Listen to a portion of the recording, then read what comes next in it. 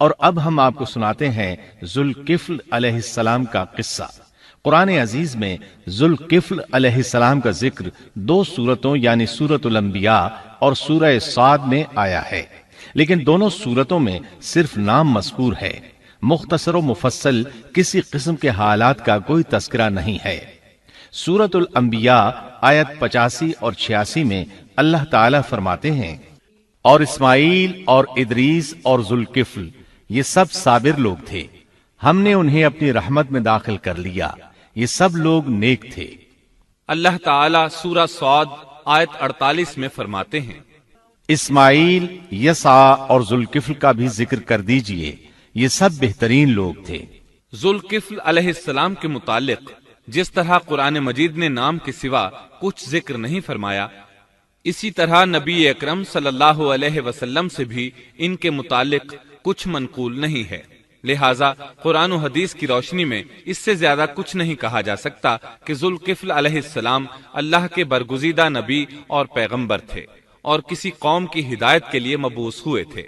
قرآن و سنت میں اس سے زیادہ سکوت ہے۔ باقی رہا سیر و تواریخ میں ان کا ذکر، تو کافی تفتیش و جستجو کے بعد بھی ہمیں اس سلسلے میں ایسی ٹھوس معلومات نہیں مل سکیں جن کے ذریعے سے ذوالکفل علیہ السلام کے حالات و واقعات پر مزید روشنی پڑ سکے، چنانچہ تورات بھی خاموش ہے اور اسلامی تاریخ بھی۔ البتہ ابن جریر رحمت اللہ علیہ نے مشہور مفسر تابعی مجاہد رحمت اللہ علیہ سے ان کے متعلق ایک قصہ نقل کیا ہے۔ اسی طرح امام ابن ابی حاتم نے اسی قصے کے قریب کچھ آثار عبداللہ بن عباس اور ابو موسیٰ اشعری رضی اللہ عنہم سے نقل فرمائے ہیں۔ یہ طویل روایات ہیں۔ ان میں ہے کہ ابن عباس اور ابو موسیٰ اشعری رضی اللہ عنہم فرماتے ہیں کہ ذوالکفل نبی نہیں تھے، بلکہ وہ ایک نیک اور صالح آدمی تھے۔ لیکن ایک تو یہ روایات سند کے اعتبار سے ضعیف ہیں، دوسرا یہ کہ ابن عباس اور ابو موسیٰ رضی اللہ عنہم جیسے جلیل القدر صحابہ اور مجاہد رحمت اللہ علیہ جیسے عظیم تابعی سے یہ ناممکن ہے کہ وہ ذوالکفل علیہ السلام کے متعلق یہ فرمائیں کہ وہ نبی نہیں بلکہ ایک نیک مرد تھے۔ شاہ عبد القادر رحمت اللہ علیہ کا موقف ہے کہ ذوالکفل ایوب علیہ السلام کے بیٹے تھے اور انہوں نے اللہ کی خاطر کسی آدمی کی ضمانت دی تھی جس کی پاداش میں ان کو کئی برس قید کی تکالیف برداشت کرنا پڑی۔ چنانچہ شاہ صاحب اپنی تفسیر موضح القرآن میں لکھتے ہیں کہ ذوالکفل ایوب علیہ السلام کے بیٹے تھے، ایک شخص کے ضامن ہو کر کئی برس قید رہے اور اللہ کی خاطر یہ مشقت سہی۔ موجودہ دور کے بعض مفسرین کا خیال ہے کہ ذوالکفل حزقیل علیہ السلام کا لقب ہے۔ ایک دوسرے مفسر کی عجیب و غریب رائے یہ ہے کہ ذوالکفل گوتم بدھ کا لقب ہے، کیونکہ اس کے دارالسلطنت کا نام کپل تھا، جس کا معرب کفل ہے، اور عربی میں ذو صاحب اور مالک کے لیے آتا ہے، اور صاحب مال کے لیے ذو مال اور مالک شہر کے لیے ذو بلد کے الفاظ کثرت سے استعمال ہوتے ہیں، لہٰذا یہاں بھی کپل کے مالک و بادشاہ کو ذوالکفل کہا گیا ہے۔ اس مفسر نے یہ بھی دعویٰ کیا ہے کہ گوتم بدھ کی اصل تعلیم توحید اور حقیقی اسلام ہی کی تعلیم تھی، مگر اس کی موجودہ صورت دوسرے ادیان کی طرح محرف اور مسخ شدہ ہے۔ لیکن یہ اقوال قیاس و آراء سے زیادہ تاریخی حیثیت سے کوئی وقت نہیں رکھتے۔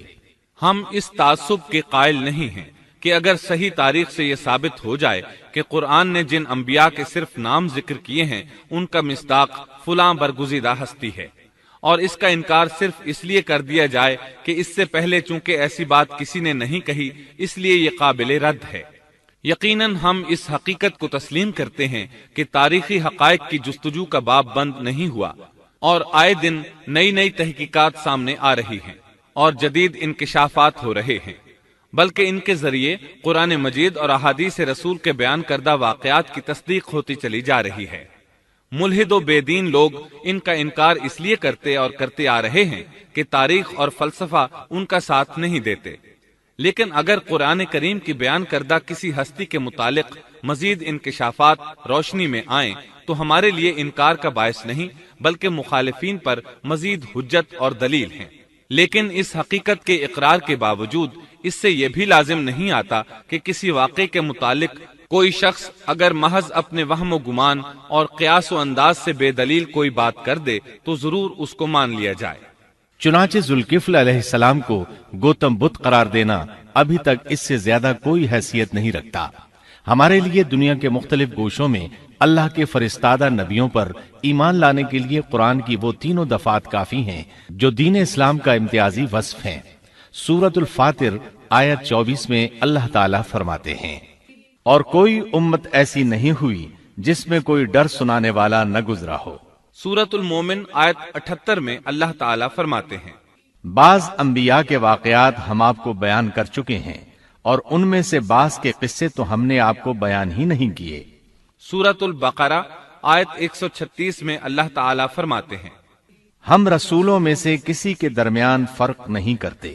اس لیے ایک مومن کا یہ عقیدہ ہونا چاہیے کہ ہم اللہ کے انبیاء میں سے کسی نبی کے درمیان کوئی فرق نہیں کرتے، یعنی تمام انبیاء پر ایمان لاتے ہیں۔ اس صاف اور واضح عقیدے کے بعد اگر ہمارے سامنے کسی ملک اور کسی خطے کے انبیاء اور رسول کے واقعات نہیں بھی آئے تو اس کے اسباب و وجوہات اور ہیں، لیکن جہاں تک ان پر ایمان لانے کا تعلق ہے وہ اختصار سے بھی کافی ہے، اور ان کی تفصیلات سے آگاہی ہماری رشد و ہدایت کے مقاصد یعنی اللہ پر ایمان اور نیک اعمال کے لیے ضروری نہیں ہے، خصوصاً جبکہ اللہ تعالیٰ نے ہم پر یہ حقیقت بھی قرآن مجید میں واضح کر دی ہے کہ نبی اکرم صلی اللہ علیہ وسلم خاتم النبیین ہیں اور تمام سچے ادیان کی صحیح اور حقیقی تعلیم کی تصدیق کر کے ان کو بلند درجات کے درجہ کمال تک پہنچانے والے ہیں، جیسا کہ سورۃ المائدہ آیت 3 میں اللہ تعالیٰ فرماتے ہیں، آج میں نے تمہارے لیے دین کو کامل کر دیا اور تم پر اپنا انعام بھرپور کر دیا اور تمہارے لیے اسلام کے دین ہونے پر رضامند ہو گیا۔ خلاصہ کلام یہ کہ ہمیں یہ تسلیم ہے کہ ہندوستان میں بھی اللہ کے سچے نبی اور پیغمبر مبعوث ہوئے، بلکہ سیرت نگاروں کی روایات کے مطابق ابو البشر آدم علیہ السلام اسی ہندوستان کے کسی گوشے میں اتارے گئے، لیکن جب تک قرآن و حدیث کی صراحت یا تاریخ کے صحیح دلائل و براہین سے یہ ثابت نہ ہو جائے کہ ذوالکفل گوتم بدھ کا لقب ہے، محض قیاس و آراء کی بنا پر ہم اس کو تسلیم نہیں کرتے، کیونکہ جس طرح کسی نبی کو نہ ماننا کفر کی راہ ہے، اسی طرح کسی غیر نبی کو نبی تسلیم کرنا بھی باطل ہے۔